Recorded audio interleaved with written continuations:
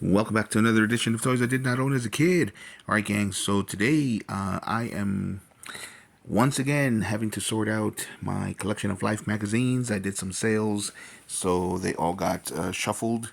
So I am putting them all together.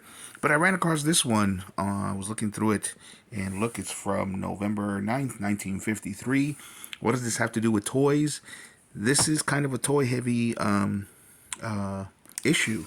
First of all, let's move on to this one. This is a page, a whole page color, by the way, ad, which is the most expensive, of course. Talking to us about Mr. and Mrs. Potato Head, the joyful toy of 1001 faces.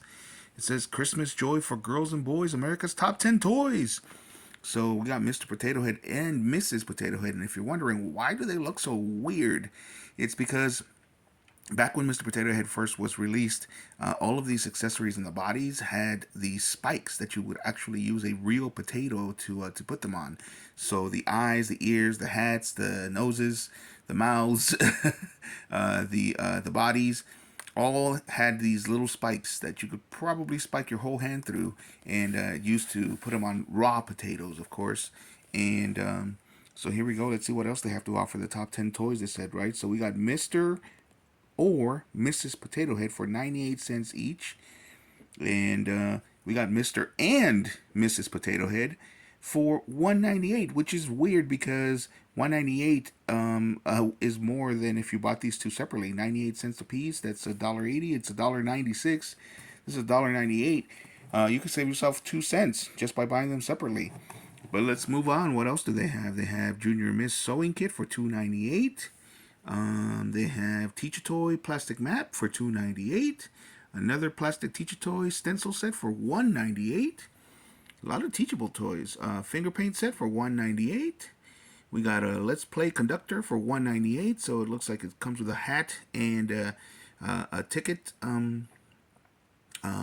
booklet so that you can write the tickets. And Hobby Craft oil painting.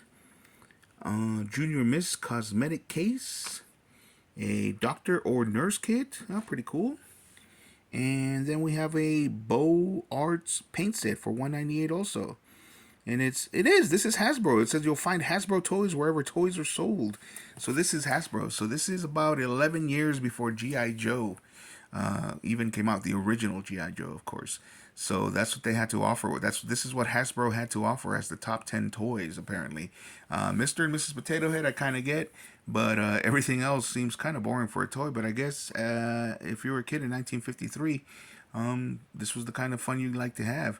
I mean, pretend is always fun as a little kid, but this is interesting. All right, moving on. What else is in this magazine that it's toy related? So they have an article. They talk about. It says here, big business goes tiny. So they're talking about how toy companies have made deals with businesses in order to promote their products, so that the businesses can promote their products with the toy company's toys. For example, we have a dentist kit there by Ipana, and if you don't know what Ipana is, Ipana was a toothpaste in the 50s.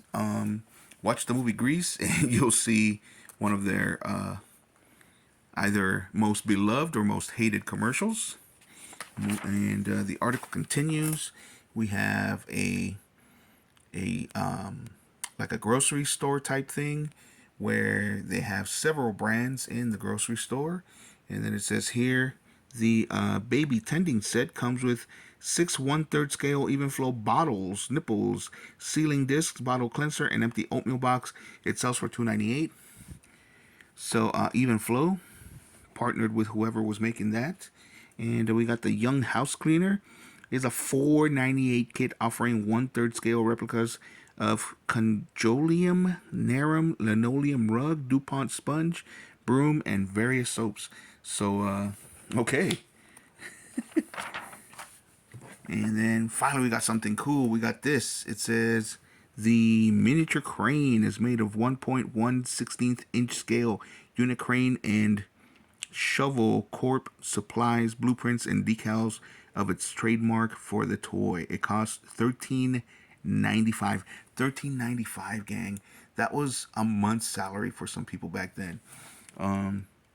And then, of course, the most exciting one of all. A shoe shine kit. Shoe shine set at 198 has miniature wax polish, two brushes, caddy polishing cloth. It also has a money slot for enterprising young boot blacks. So there you go.